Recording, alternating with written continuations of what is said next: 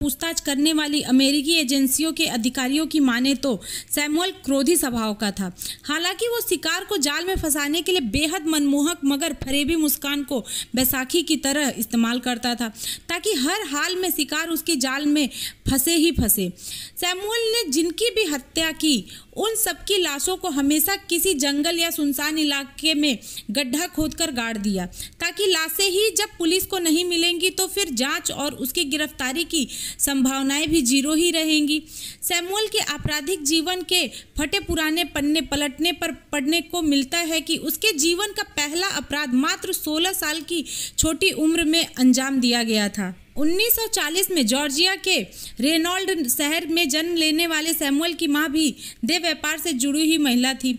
बेटे सैमुअल के जन्म के बाद वह उसे रेनॉल्ड से निकालकर ओहायो स्थित लेरियन में रहने चली गई।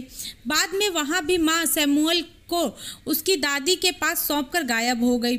हॉथोर्न जूनियर हाई स्कूल में शुरुआती पढ़ाई के दौरान सैमुअल फिसड्डी विद्यार्थी ही साबित हुआ था। पढ़ाई लिखाई में मन न लगने के चलते किशोरावस्था में ही सैमुअल की सोहबत बिगड़ गई।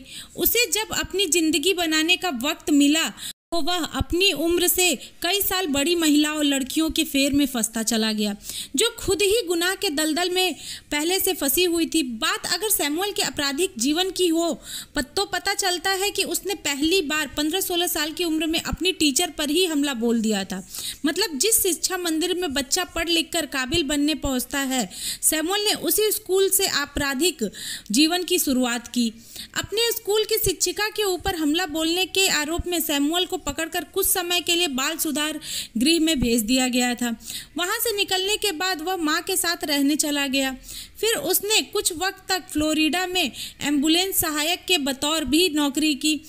उसी दौरान सैमुअल छोटे मोटे अपराधों में लिप्त हो गया।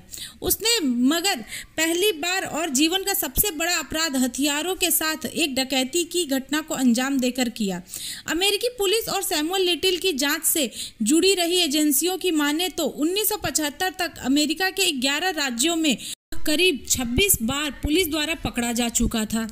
बताया जाता है कि अपनी तमाम उम्र दिल दहलाने वाली वारदातों को अंजाम देने वाले ऐसे सैमुअल लिटिल का बुढ़ापा दुश्वारियों से भरा रहा। उम्रदराज सैमुअल जीवन के अंतिम समय में मधुमेह और दिल का मरीज हो चुका था। जीवन के अंतिम दिनों में वह व्हीलचेयर का इस्तेमाल करने लगा। वह 2014 से जेल की सलाखों में बंद था।